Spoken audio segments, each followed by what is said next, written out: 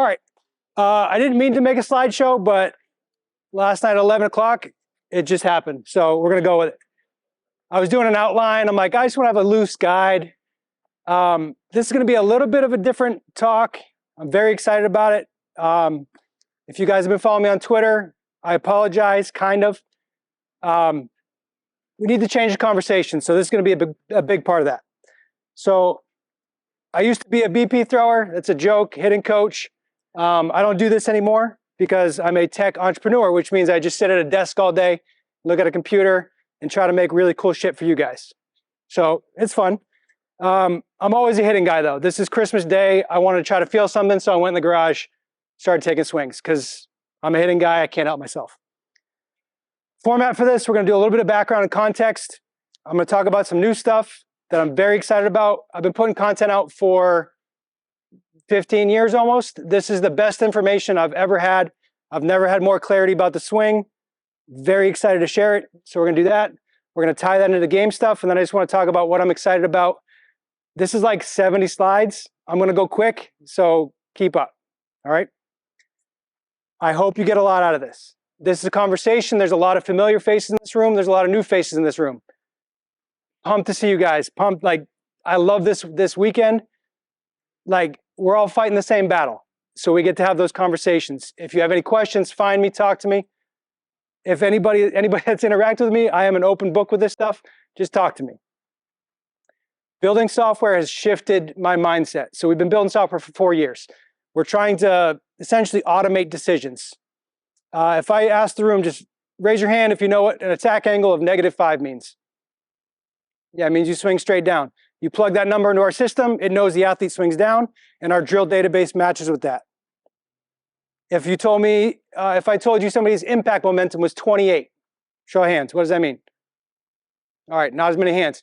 That tells me that you can probably hit a ball about 105 miles per hour. So you stick a bat sensor on your bat, you swing, that tells us information.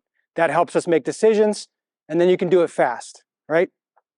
So what we're doing is we're not bucketing. We are gathering as much data on the player as possible. Granular. This is fertilizer. It's funny. No buckets. We're not doing buckets. We're gathering every data point on a player. The more data we have, the more customized their program gets. So you load up the data, click a button, 10 seconds later, here's your 4-week plan. It's pretty cool. Like it's amazing to have an idea and how it works. It's really cool. With a swing, we can take a phone out of your pocket and take a swing, upload it to our system, and it creates 140,000 data points. It's crazy. Just a slow-mo video with your phone. You click a button and it does a video analysis in 7 seconds. Everything that I'm going to talk about is automated. It's like powerful stuff. We want to give you guys time back. We want to help you make better decisions. We want players to understand what we're going on. That's good. Just power. Thank you. So part of the challenge that we have is people say, well, what are you automating? We have to define what the swing is. And I think there's a lot of problems with that right now. I said this in an internal Pelotero discussion recently. You can't automate an opinion. I think that swing's pretty good. Based on what? What do we know? What is that based on? You just think it's good? You heard somebody talk about it on Twitter, or like, what is it based on? The hitting community is so distracted right now.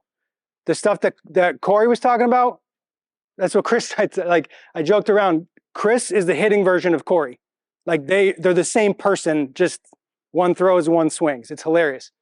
That's where I want the conversation to go. I hate that we're still talking about swing, but we're not defining the swing properly, so we can actually have the discussion about what it means. Like, what is good? What is bad? What are all the variations? If you've been following me on Twitter, I've been trying to make this point, and I think it's hilarious. There are different ways to swing a bat. If I take a bat and I push my hands forward and swing, that's a way to swing the bat. If I hold the bat up and I rotate and I pull with my lead shoulder, that's a way to swing the bat. If I lean back and I do stupid stuff with my hands, that's another way to swing the bat. They're just different ways to swing the bat. We have to define them objectively. Then we can look at the characteristics of the bat path we're creating. Then we can have a conversation about what's good and what's bad. How do you hit pitches up? How do you hit pitches down? We have to have a baseline of information, and I think that piece is missing, and that's what we're going to talk about, which is fun. a concept that I've been struggling to communicate for 10 years because I haven't had the right words, and realistically, I haven't had the right understanding to say it. Somebody told me the other day, I put out a course online for free, and he said, you said so much with so few words. And I said, when I know exactly what I want to say, I can just say it. I don't have to dance around it. I don't have to beat around the bush. I can just say it. The orientation of the bat to the body is something that I've been trying to communicate, and it's really hard. So that's going to be a theme for this. I've been on this is in my book, the book I put out in 2013. This quote's in there. I'm not trying to make things more simple or simpler. I'm trying to make it simple. We need to understand the complexity and the thoroughness of this to make it simple. So this is the Einstein quote. If you can't explain it simply, you don't understand it well enough. And then the next one, everything should be made as simple as possible, but not simpler. So we shouldn't be trying to be like, oh, just see the ball, hit the ball, keep it simple, blah, blah, blah. No, understand the full scope of it, because if we don't, there's ambiguity, and that leaves the door of opportunity to misconstrue things and just, oh, well, I feel this, and if you don't feel that, and I'm the only person that can tell if you can feel that. What are we doing? It's bad, and it's creating doubt for players. It's creating problems for college coaches. It's creating, like I talked to a high school coach the other day. He's like, I can't talk to my players because they're paying thousands of dollars for a lesson, and they won't listen to the coach. And they're going 0 for 40 on the season. What are we doing? It's horrible. I've got the swing boiled down to these elements. There's 2 circles and there's a double pendulum. There's a lot of detail in this, but this is like the simplest way that I can break this down. 2 circles, double pendulum. The first circle is the pelvis. Rotation. Everybody agrees there's rotation in the swing, right? Rotation. So when we look at the rotation, the checkpoint that I look for is this front hip working back? If you shift into the front hip, the swing arc's getting dragged forward. The rotation's not clean. It's now more of like a hinge swing. It's not tight rotation. The back hip's going to come forward. The front hip's going to come back. I would love to have a billion conversations about how that happens. See here, his back foot has an early release with the heel. Aerial tendencies, right? There's a lot of hitters who have this early release. Ken Griffey Jr., aerial. So there's so much variation within what I'm talking about. I'm not trying to say you have to hit like Bonds. I'm saying when good hitters swing, their front hip works back. It's a checkpoint. Those 140,000 data points when we upload a video, automatically happening. So checkpoints. Another hitter, I use Pujols a lot because I love his lines. Again, if you watch the front hip, that front hip's going to work back. We're just talking about clean rotational power here. We're creating energy. That's it. Everybody good? Circle number 2 is the shoulders. This I put up on Twitter and I was like, nobody's going to understand what this means. And I love it. The key here is to look at the shadow. So when it's just a metal ring with the light above it, and they're just tilting the circle. And the shape of the shadow becomes more and more elongated and elliptical. So when we talk about posture, we're taking the circle of the shoulders and we're tilting it forward. And then we're also going to angle it a little bit, most likely. When we tilt and angle the shoulders, we're taking rotational energy and making it more linear. Don't pull your shoulder off the ball. Keep your nose on it. Stay on the ball. It's creating linear direction with rotational power. Pretty cool. Everybody talks about posture, but they don't explain why. If I stand straight up and down and swing and I rotate, my shoulders are going to go left right away. I'm pulling off the ball. My bat path is going to follow that. It's not good. The relationship between those 2 circles.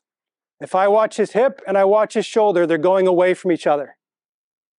The lat connects to the iliac crest down here, comes all the way up and attaches to the lead arm.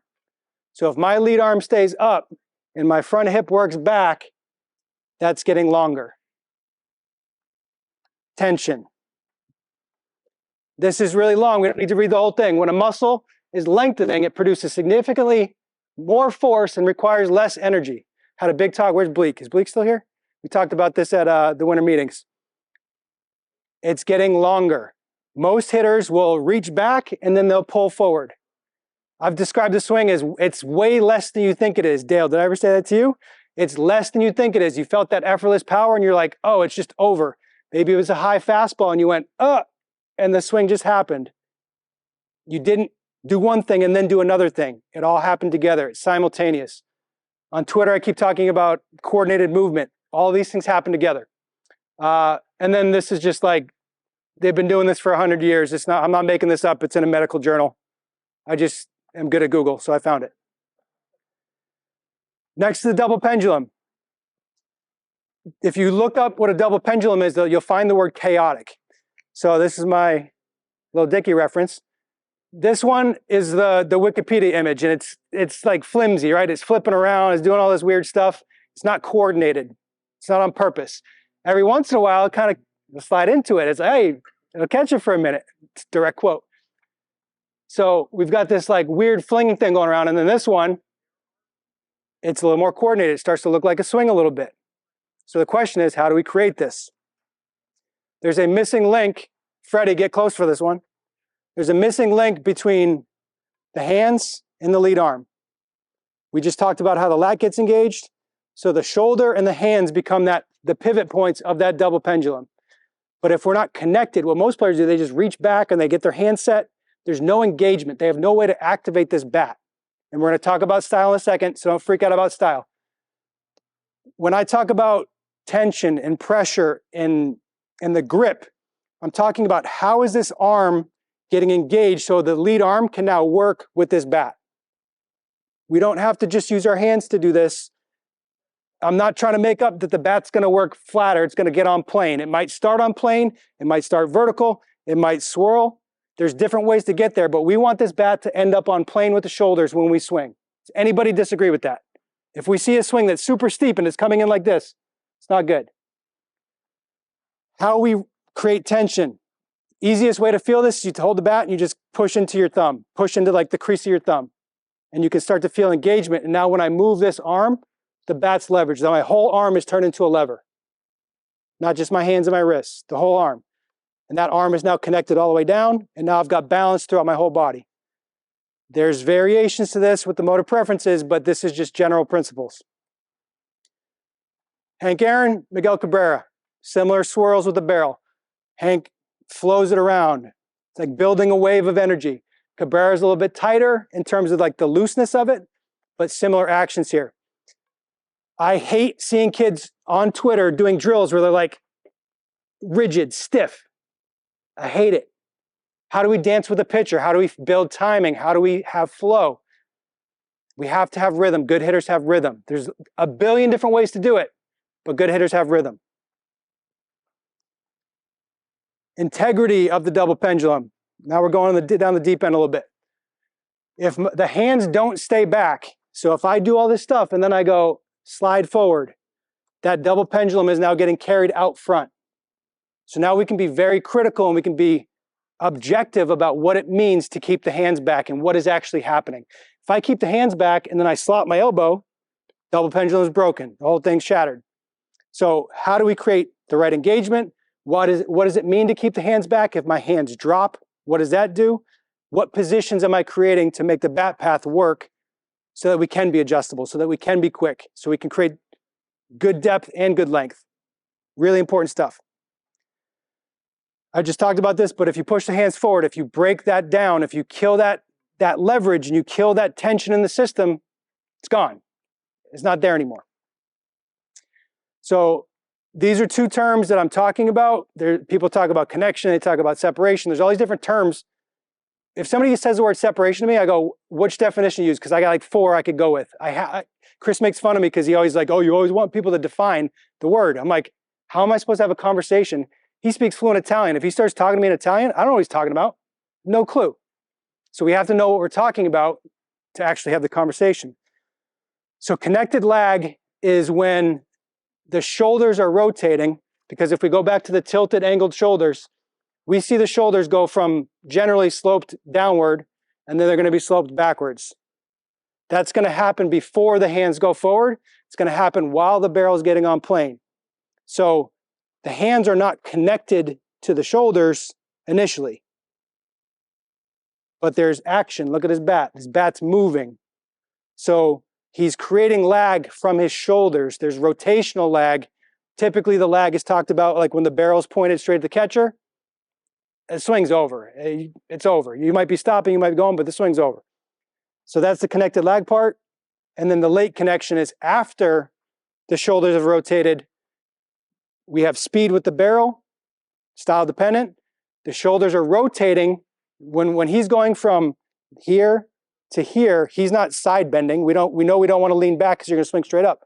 So he's rotating and his hands are lagging to that. And once he gets to that lag position, the hands can then connect and all of the rotation from the power, all the rotation from the shoulders gets sent to the bat.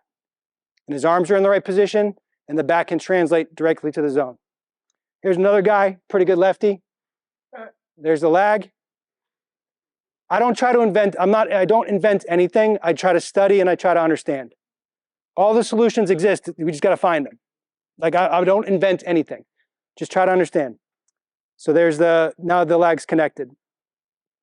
So you can see this one in particular, I love the look of the bat, the swing happening behind the lead arm. The whole swing is like behind the lead arm.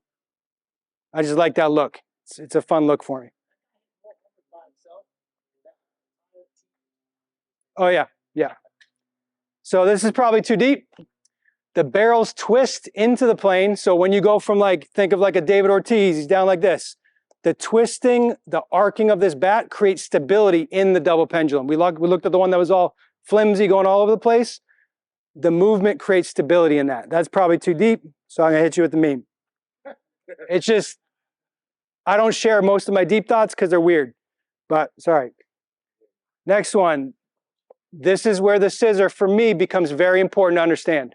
Because if my shoulders are turning and my hips are turning, that can become spin. And if you're spinning, you're pulling off the ball. So if you create good co-contractions, and if you want to go into all that research, there's people in the room that can talk about that. That back heel and that back foot feeling anchored or resisted can be very helpful for this. If you get a player doing this who might be super dissociated, and they spin open like crazy, they can pull off the ball. Just important to understand. Corey was talking about tools in the tool belt, right? These are just things to understand. You can watch video and you can see players doing that. Babe Ruth's doing it. It's not wrong, but it's not right for everybody. Application is the important part here. Sorry, again. So plane efficiency is really important to understand. When we look at how the upper body moves, the lead arm is working up to match the shoulder plane. The wrist of the bottom hand is also working to that plane. Find the plane. The back arm, I look at the rear forearm, it's getting pretty close to the spine angle. And the bat's going to be mostly perpendicular to that. So this back arm has to find that angle, the lead arm has to find that angle. If we're doing that as the shoulders are rotating, we're going to be in a pretty good position. So this is Pujols doing it, and this is Bonds doing it. Pretty good hitters. If I don't get to that position, let's say my left arm stays low and I get stuck. We've seen hitters in this position. It's awkward. Or what if I get super far back and then I swing and my back arm runs into my body? Or what if instead of connecting, I'm pushing forward and I never get to that rear arm vertical position? This is like an axle. It's just the barrel's going to come around it. But I'm not forcing it around it. My body's rotation is turning it. Make sense? This is where we get into adjustability. Maintaining the hinge angle with the wrist. When I hear people talk about using their hands to hit, it's using the hinge angle. If I grew up being taught knob to ball, push the ball. So if I push the ball, I'm maintaining hinge angle and then I can throw the barrel, throw my hands, whatever. That's one way to do it. I'm maintaining that hinge angle. What he's doing is he's doing all that through that connected lag. He's getting his arms in a good position and he's maintaining that hinge angle late.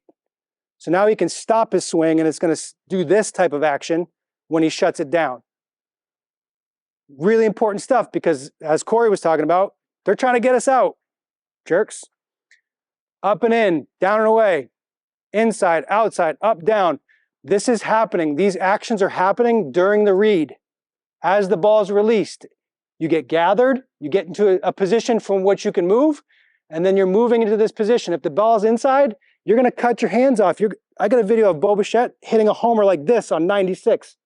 His hands are up like this. It's crazy. Or you get the one with Manny where he's like golfing the ball against the Cubs in the playoffs. You still have it. It's maintained. You haven't spent it right away, and you haven't pushed it forward. If you push it forward, you're killing your time. You got to make a decision sooner. Bad news for hitters if we're making decisions sooner. Here's a late active take. If you follow me at all, you know I'm huge on takes. Takes are critical. If you see a hitter, a lot of hitters show you takes now because they've been on Twitter. They go on Instagram. Look, I want to take. They go like this. And they just show it to you. They take it and they're like, oh, I'm supposed to do that. So I'm going to make this barrel do this thing over here. They're not swinging. Or the kids that go like they flatten and then they just swing. It's not connected in the right ways. They're not creating the right characteristics. So to summarize, 2 circles, double pendulum, simple. Understand the dynamics. Connected lag, I didn't put the other one in there. Plane efficiency and adjustability. I don't know why that's in there again, that's a mistake. Oh, this is, I'm going through different variations. Pujols, more of a vertical bat, tips with his posture. More of a posture tip, tilts his body. Bonds, pumps the hands, gets the barrel vertical. Now he has to work the barrel back from a vertical plane to a more shoulder plane. Hank Aaron swirls the bat. He literally creates a loop with this thing. It's crazy. Manny, this is more of a change of direction. Tips it up from behind, catches it. So I can create tension by pushing the bat up and stopping it. I can go here and maintain that. So he's creating change of direction. Instead of flowing it in different ways, there's different ways to do this. Then we got Acuna. Ichiro's not supposed to be there. He's next. He floats it. When I see Acuna, I see Frank Thomas. Very similar patterns of like floating it back and maintaining it. He also does like a little wiggle early and then he floats it back. And then Ichiro, who's like the most simple version. There's stories about him just doing crazy stuff in BP, hitting homers like crazy. We've all heard their stories. Game swing, precision. He presets this. And then he's just focused on precision. Not a ton of lag, not a ton of this stuff. He's trying to get hits. But in BP, you see him get a little barrel, get the barrel out a little bit, get a little flow going. He's going from that position to where he needs to be, and he just has control.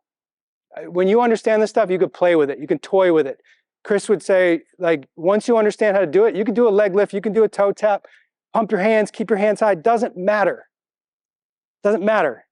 That's where you get into the motor preferences, and you're like, all right, well, what's best suited for my body? It's going to require the least amount of energy and the least amount of practice time to try to bang something into my head that my body doesn't want to do.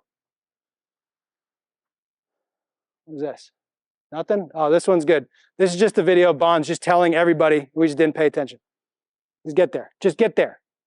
If you get there, you got a chance, a good chance. Another meme. Nice job. So why does this matter? This is like version, I don't know, John, how far along it goes? This is the type of stuff that we're working on to make this stuff automated. Corey and the Wake staff talking about doing reports. Our number one criteria, are you on time with your gather? Got to be on time with your gather. If you're not ready to read the pitch, you have no chance. If you are making adjustments without understanding if the hitter's on time, you're not fixing the root cause. You're wasting your time. From there, we want to be doing things to understand velocity thresholds. So understanding pitch velocity, what's your timing, what's your accuracy, what's your in-zone swing and miss, what are your chase rates based on velocity? Where do you start to break down? Because all of this swing stuff doesn't matter if you can't get hits in the game. It just doesn't matter. So we're building out tools to capture better game data to make this stuff relevant and actionable without taking who knows how long building spreadsheets to try to process this stuff. So this is like a pretty big thing. We're looking at zone control. These are all the different characteristics and data that we can collect to support these things. So like if you have a velocity breakdown, your bat speed, if you break down at 90 and your bat speed 62, you're just not quick enough. You're never going to hit that speed unless you're sitting. But I would rather have the conversation with the kid and say, look, this kid's throwing beyond your capability, so you have to sit pitches. It's your only chance. Instead of him going up there going, I got to try to hit everything. You got to give him permission to take a chance against certain pitchers. If I was facing Skeens, I'm taking my chances. I'm sitting on something. I can't hit that. Take your chances. So this is pretty big. So we're going zone stuff, inside pitches, outside pitches. Again, like if we go into, what category is this? Outside pitches. So we got exit velo oppo, horizontal movement with the hands. So am I pushing my hands forward? If I push my hands forward, I can't hit the outside pitch. So we track that. Ball spin, do you slice the ball? Are you coming around it? Back elbow position. If I'm behind with my back elbow, I'm not going to drive the ball away. So we're stacking all of the athlete's data to help build this approach. We want to be able to do this automatically. Upload a video, upload your bat sensor data, get good game data, click a button. Fast. Better conversations, better decisions. So that's fun. And then I'm going to finish up. I told you I was going to go fast. Hopefully this has been fast. What am I excited about? So motor preferences, I'm really big on. I had a conversation with Swope the other day, Matt Swope. 90-minute conversation. I said, do motor preferences dictate technique, or do the preferences happen within technique? Just a cool conversation. We chopped it up for 90 minutes. I can't wait to see the which. We're going to chop it up. DMs all the time. Guys, this is an ongoing conversation. We always have an opportunity to get better. Have the conversations. MPs is legit. It's a real thing. We're partnered with Hitting Approach. John is here. Josh is here. Josh is the developer. We're creating metrics for timing. We're creating metrics for accuracy. The way we're tracking the game is different, and it's meaningful. So we can take data from games tracked in Hitting Approach, download that into our system, and we run it through like 100 formulas instantly so we can build you a game day plan. You tell us what your starting pitcher's like. Oh, he throws riding four seams. Okay, this is how you do against that. This is your pregame work. Click a button. It's done. Really cool stuff. Take your phone out of your pocket and create data. It's powerful. How do we use the tools that we already have and get more value out of them? Everybody's got an iPhone. I want moms taking video. My mom was my coach growing up. So like, take your phone out, get a video, make it meaningful. It's really cool. Don't need sensors. Just take your phone out and take a video. I was trying to get these guys here, but we overlapped into the trade show.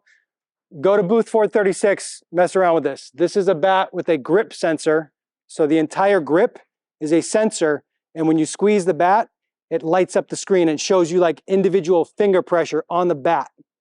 Nasty. Like this was at the winter meetings and I was just geeking out. I kept going to the booth, wanted to touch it, wanted to feel it, because I want to know when pressure is created, how pressure is created, and the orientation of that pressure. Really cool stuff. This is just, where's Chris? See, standards. Planting. This is me planting a seed. The industry in general lacks standards, and we're changing that. So just pay attention. I'll say pay attention. And then just Pelotero. We're working our butts off. We're trying to make some really cool stuff. So I'm pretty excited about that. What am I most excited about? I want to achieve success faster with more players.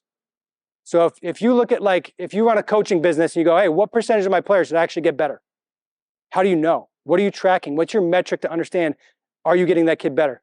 Radar gun's easy. Oh, the number went up, he's better. Maybe. Is he getting more people out? My metric for hitter, are you on time more? Are you tracking that? Are you tracking that? Because we created the metric. We're tracking it. You got to know what's your rules for getting better. And just better, faster decisions. Computers don't do real-time data well. They just don't. Data do historical data well. Computers do things really, really fast if you teach them correctly. So me being forced to get granular and really dig into it, we're building some really cool stuff, and we just want to help more players and support the coaches that are helping those players. So I hope that was fast enough. That's what I've got. This is a link to my course. You can find it on Twitter. I still call it Twitter, which is how I know I'm getting old, because I still call it Twitter. That's it. I'm done. Is that good? Fast? Hitters up. I'm going to have my guy Nate Headley, who is one of the best guys at drill designs I've ever seen. I mean, a lot of the metrics and data stuff help us now so we can see stuff. But when you're talking about a guy that can just look and see how a guy moves and then design a drill for him or try to help him that way, this guy's like a genius when it comes to that. He's going to talk to you a little bit about how he works with 108. These guys are extremely, extremely good with movement stuff. and they're gonna kind of take you through their process at 108, how they would basically go through it with the hitter. Again, there's things to look at, and if you have questions, you can always hook. Guys, give it up for Nate Headley real quick. First of all, appreciate you guys having me. This is a very humbling opportunity for me. Real quick, this is just simply for you young coaches out there that are trying to advance in this industry, in this game. I'm a perfect example of someone who did not play this game at a very high level. I played at a junior college in Kansas at Colby for one fall, and I had five roommates arrested on 8 felony counts of theft. I was one of them. All my charges were dropped, so I'm clean. But if you want to hear the whole story, I wrote a book. It's in the book. So what I want to do today, since everybody's been talking the whole time, I want to get some guys moving around a little bit. I want to kind of show you guys some of the things that we do as far as our assessment process and some things that we feel like can be really invaluable for the industry. So I'm going to use, I know Tanner, and then I don't know the other 2 hitters yet, so I apologize. But real quick, the first thing I want to say we do as far as assessments go, we sit down and we talk with a hitter for 45 minutes to an hour. And it's not just learning about how they move, what they have had success with, what they haven't had success with, but it's literally getting to know who they are as an individual, what's important to them, what sports they've played in the past, just to truly understand, like, you know, if we have a guy that was really successful as a hockey player, there's a lot of things that we can use as far as analogies, or a golfer, right, that we can use as far as analogies that's going to help that hitter get there quicker. I think the most important thing we can do is make sure they trust us and understand that we care about them getting better, because ultimately that's all that matters, and that's why they come to 108 to train with us. So I'm not going to run my mouth too much. I'm going to actually get in the tunnel. We're going to do some water bag stuff. I'm going to talk about our assessment mat. If any point in time you guys want me to slow down, explain anything, I'll answer any questions you guys have. I know your time is valuable, so I'm going to go as quick as I possibly can on this, all right? So our assessment mat, I know a lot of you guys, it's going to be tough for you to see. Tanner, do you want to come in? Before we ever tell a hitter anything as far as what we want them to do or what we want them to adjust, we're going to put them on our mat and let them go through an assessment as far as how do they move naturally. And a lot of times we find stuff that shows up with these hitters that they didn't even realize, because they've been so ingrained to do one thing one way for so long that they don't know any different, right? And we're tracking all the numbers on all of this. So we have hit tracks rolling. And, you know, so now as he's going through the process of our evaluation, we're seeing the numbers, he's seeing the numbers. And at the end of it, we'll sit down and talk and discuss as far as, hey, what felt good to you? What didn't feel good to you? So typically the first thing we do on our assessment mat is we're going to test out different angles. So righty hitter, we're going to be on angle 1 for me. Yep. So we'll go on angle 1, which is going to be an open stance for a righty. All right, we're going to set the tee up pretty much middle here, allow him to work through 3 or 4 swings off of the tee. We also do this assessment on flips as well, because we understand there's a timing aspect to it as well. A lot of times with open angle 1, you'll find hitters that lack space. A lot of really good stuff shows up because it allows the barrel to have a better, cleaner path and space to work through. So we'll go 3 or 4 swings off of angle 1, then we'll adjust to angle 2, just slightly a little bit more open.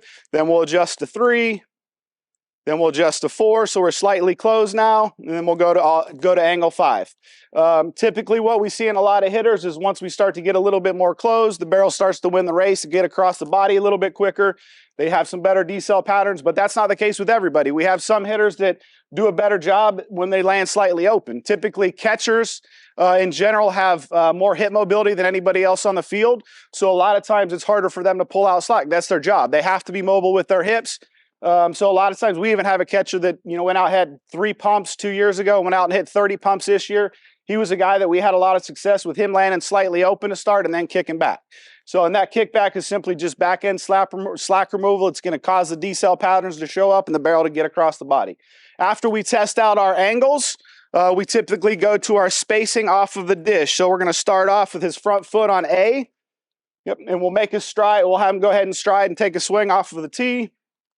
Good. We'll do that 3 or 4. People to come up so they can see. They can. If any of you guys want to come up and see this, You're interested, you're more than welcome. you guys are more than welcome to come up. but if you want to see closer, you're more than welcome. And the way this mat works is the white line of 3 is also, that's mimicking where the chalk line is in your batter's box. So obviously, A is going to be closest to the dish where typically you see a lot of amateur hitters set up. One of the conversations that we have with younger hitters a lot is, why do you stand on top of the dish? Can anyone here answer that for me?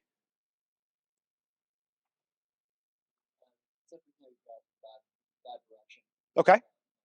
Yep, I agree with that. Anything else that sticks out to you? What's that? Yeah, can't hit outside, right? They're worried about what the clown behind the dish back here calling balls and strikes is going to do, right? So this guy should not dictate, right, what pitches we're attacking early in the count. So after we go angle A, we go spacing of A, we go back to B, take a few swings there, go back to C. All right, now he's getting pretty far off the dish. For a lot of hitters, they feel like, it's way away from me. One of the things that we found with backing off the dish, we have hitters that cover the pitch away better and the pitch in better. They typically cover the pitch away better simply because it forces the posture and it forces their barrel to actually stay on plane through that pitch away better. And then by them backing off the dish more, that's creating more space there for them to actually cover the pitch in. So we cover pitches away better. We cover pitches in better. And just think about the visual for an umpire. Back up a little bit further for me, go to D. So if I'm standing on A and I got a pitch thrown in the other batter's box or just off the plate 2 pitches away, all right, what does that look like to that umpire? That's a pitch he can handle, right? But when we back off that dish and we get back to C, D, or E here, that looks like a ball to an umpire. You're less likely to get bad pitch calls as we start to back off the dish. So we cover a pitch away better, we cover the pitch in better, and our umpire doesn't suck as much. Sounds like a pretty good plan for some success, right? So we go all the way back to F, and if you see how far away that is, that looks like 9 miles away, right? Hitters feel like they can't even cover that. We make our hitters test all of these out simply because they need to know what it is. They need to know what it feels like. We don't know what we don't know. So if we don't try different stuff out, we contrast train everything, right? Especially when you're working with a high-level hitter, an advanced hitter, whether it's a college guy, a pro ball guy, a high-level high school guy, right? They have a lot of stuff that's already built and ingrained in them. Until they go to the complete opposite end of the spectrum, a lot of the times they can't feel the difference, right? And I'll even go into the motor preference things a little bit here. And I talked about this at our Bridge the Gap conference a little bit. So you'll have hitters. So JD Martinez is a really good example of a guy that has a pronator stick it finish. But if you watch his on deck feel, it's a supinator move, right? Because everything on the motor preferences is on a spectrum, right? So they're going to typically fall somewhere in the middle, right? But if you have a guy that's way on one end of the spectrum, they may have to think the complete opposite end of the spectrum to get their best movement patterns to show up, right? So when we contrast train stuff, we know looking at a hitter, a lot of times we're going to say, hey, that's probably not his best move. But if they don't feel what that is, how do they know that? So again, you don't know what you don't know, right? That doesn't make sense. And so for us at this point in time, we're not telling them anything. We're just simply asking them to feel through things. We're seeing what the numbers are. And then we ask the hitter, hey, what felt best to you? What angle felt the best? What spacing off the dish felt the best? Does that make sense? The last thing we do is we test out spacing. So we're going to go on these 2 lines to start. Is it? Yep. So we're going to go really close together. We're not taking a stride here at all. We'll take three or four swings from there. Then we're going to go to the next hash marks. Good. And then we'll go to the next hash marks. And then we're going to keep getting wider. We'll keep getting wider. And we'll go as wide as we possibly can. Right. Again, that's just simply a matter of, hey, and it may be a matter of, hey, I feel like, I'm better at a little bit more narrow base, but then I understand, hey, my numbers look better. That started to feel good. And now I'm not just going back and reverting to what I've done in the past because I've been told to do that. Right. I would say the most important thing that we do at 108 is uncoaching coaching. Because a lot of times it's so ingrained or told, so many things are told to a hitter, you have to do it this way. You can't do this. And it's mind-blowing to me how much good stuff starts to show up when we stop worrying about what hitters were told to do and we just start allowing the numbers and the movements and the patterns. And when we start to battle test it, right, and we get the results we want, and that's all that matters, what else is the point? Right? If we get the results we want, it doesn't matter what it looks like. Everybody moves differently. We have the opportunity to work with some extremely high-level hitters that it's mind-blowing to me what they're able to do. But if we don't test those things out, we never get to that. All right, so next thing we're going to go into a little bit now that we've talked about the assessment. Do we have any questions on that as far as the actual assessment itself? We typically go to 3 to 5 on each one, and then we do that off of flips as well. We typically don't do it off of the machine at all just because pitch pressure can add a timing issue. If a guy's here working at a facility or a college, Yes. and that mat, is it like patented, copyrighted, or can they purchase it? Or Yes. use it? Yeah. Yep. We've got them for sale. So okay, Yep. so if you don't have something like that, Yep. you can get Yep. it. This is a product we have. We actually use these on the mounds too as well for any of you pitching guys that decided to hang out still. Next thing I want to cover a little bit, our newest product is a vest that we use. I'm going to, in order to kind of shorten this and go a little bit quicker, I'm going to actually put the vest on these guys, let them try out the vest a little bit with the water bag so I can come. A lot of you guys know us for a lot of the stuff we do with the water bags. I'm happy to answer any questions on that. But I want to do a demo with all 3 different bags so you guys can start to get a feel and see how we use these differently. So I'm going to go ahead and strap Tanner up in this vest.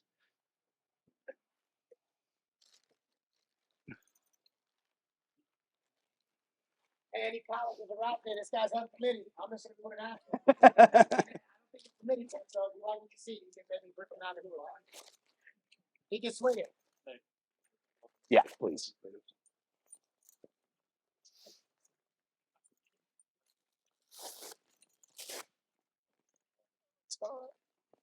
This is also good if you travel to Afghanistan. They are not bulletproof. That's my liability waiver there. You good?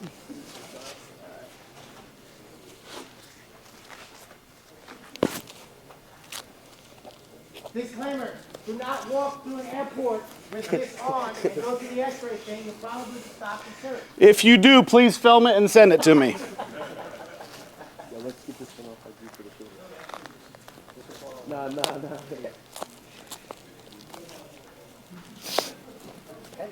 All right, so we have clips, top and bottom, front and back here.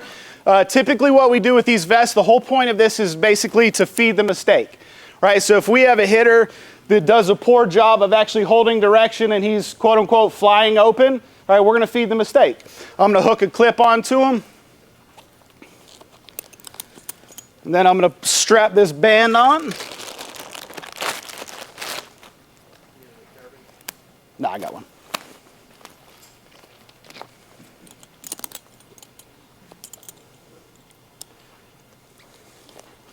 Like Hannibal Lecter. And typically we'll do this with a swing, but just for the sake of it, we're going to do it with a water bag here. You've used bags before? Okay. Prefer a log? Yeah. Okay. Okay. Go ahead and put that on your back. All right, so I'm just going to have him take a couple, go ahead and take a normal stride and go ahead and take a normal swing with it. Again. Focus a little bit more on the pullback for me. Pull it back quicker though. Crack the whip. Through and pull it back as quick as you can. There it is. Again. Good. Now we start to hear the water get a little bit louder. We start to see it move a little bit quicker. When you start to get hitters focusing more on the counter move on this is when they start to feel the whip getting cracked and the barrel getting delivered. So now that he's moved it around a little bit, I'm going to go ahead and pull him back away from the plate. I want you to go ahead and make your forward move. Yep. Don't let me beat you. But I want you to stride and swing. Good. Good. Quicker on the pullback. 2 more. Good. All right. So now when we have a hitter that has a tendency to get stuck back, we're going to feed the mistake. We're going to get back behind the hitter. We're going to pull him back away. We're going to force him to get into the front side, make the forward move. Go ahead.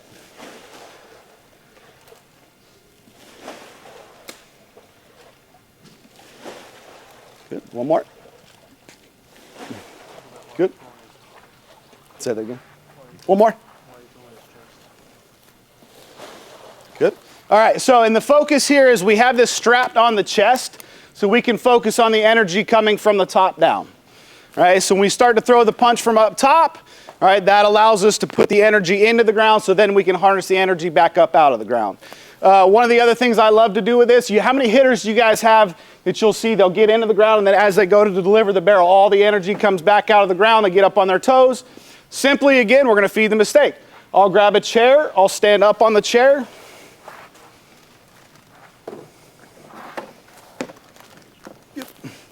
And I'm going to pull them up out of the ground. Go.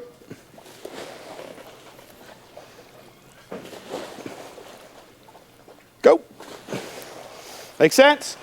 Pretty simple. The one thing I will tell you, as soon as you have them do this with a few swings, all right, and you take it off, we typically have them take 20 or 25 swings with the band on, then we take it off, or we're not pulling anymore on the band. It's like riding a bike for 50 miles and then you get off and your legs feel like you're still on the bike. A lot of times the first couple swings are tragic, but after that we have guys that PR consistently simply as soon as we take the vest off of them. So I'm going to go ahead and I'm going to let, what's your name? Hill. Hill? Yep. All right, perfect. Thank you, Tanner. Of course.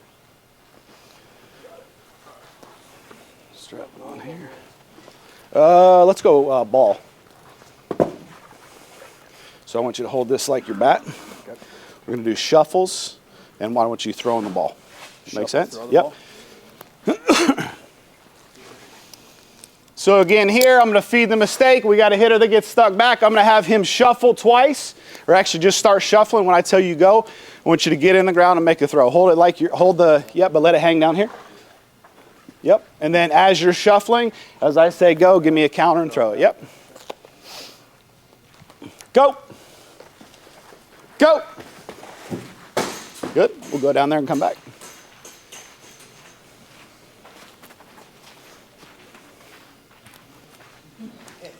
Go. Go. Good. One more.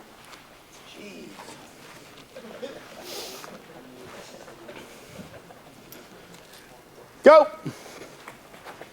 Go. Good. Perfect.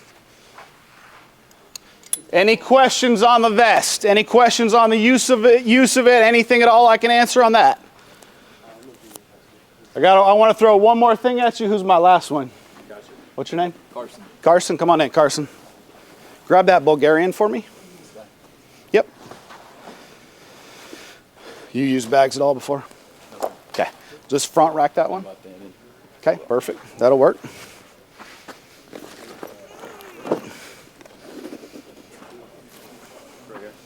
Yeah, go up through here. Underneath.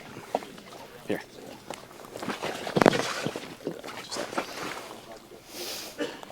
All right, so we're going to start off. We're going to do some reactionary stuff. So we talk about the understanding of transferring energy and when it happens. A lot of the times the key for that is when we get in the ground.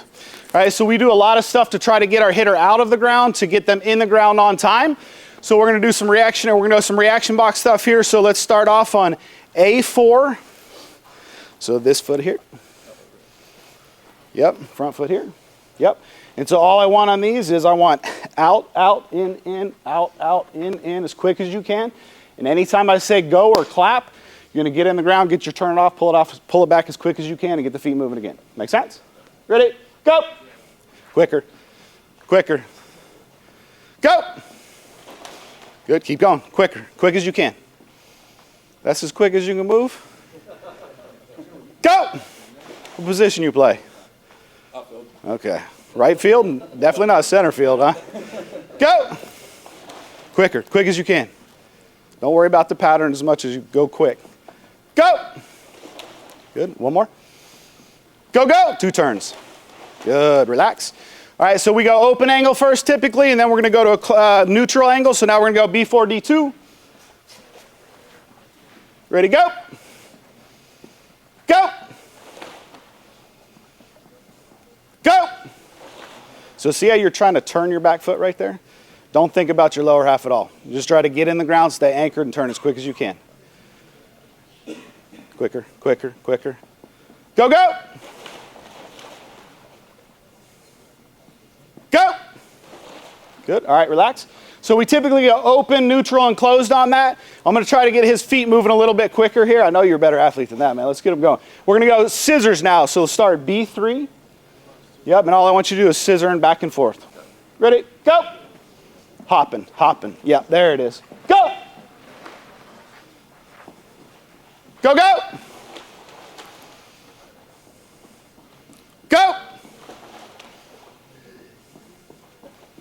Go. Go.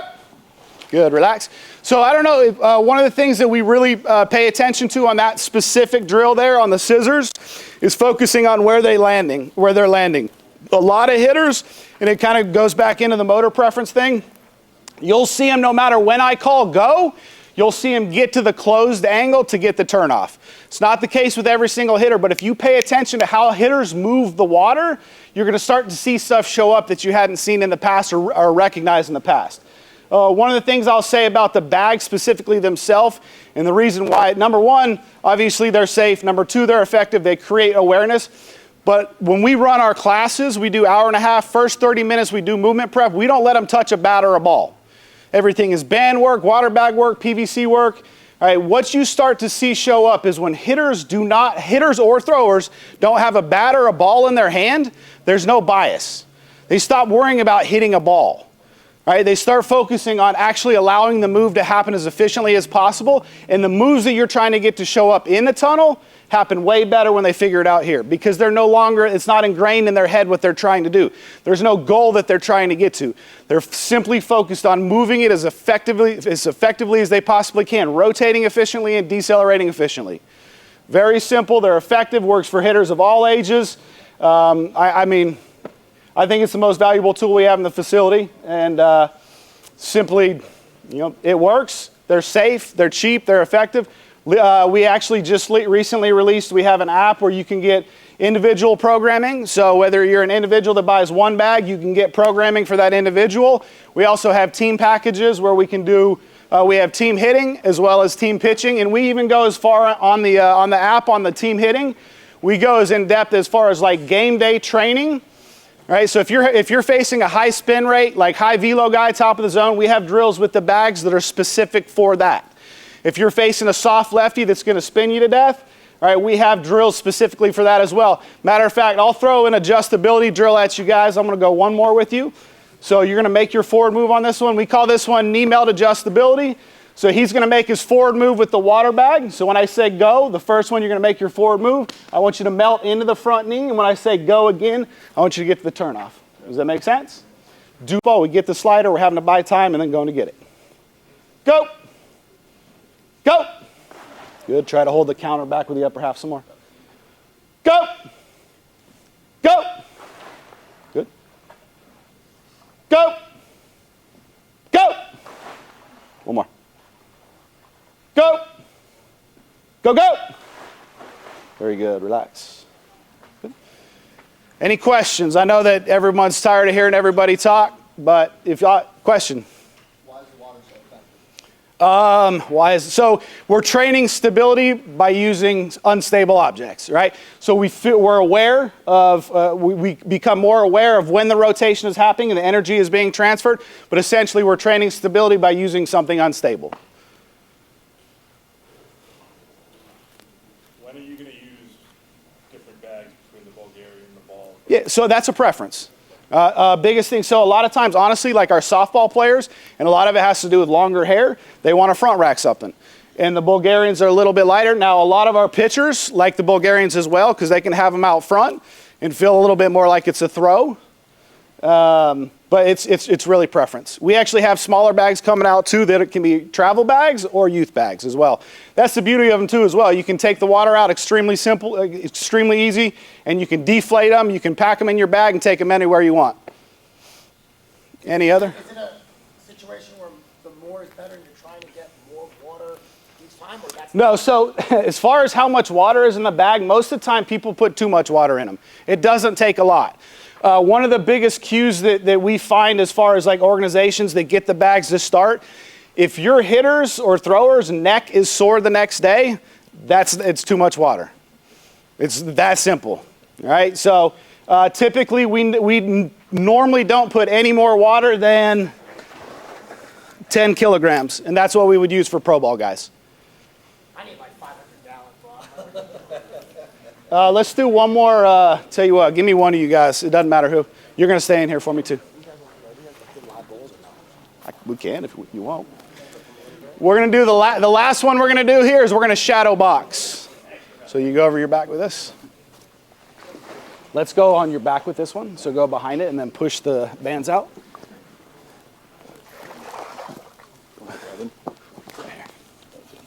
Nope. You're going to grab it with your hand. Yep. Yep.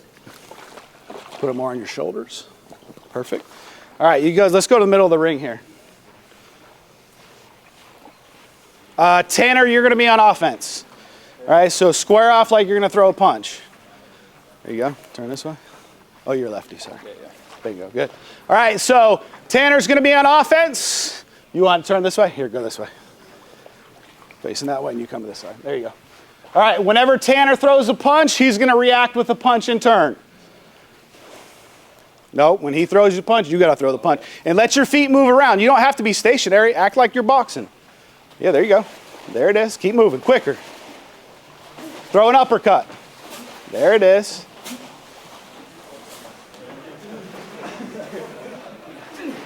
Get it, Carson. Come on.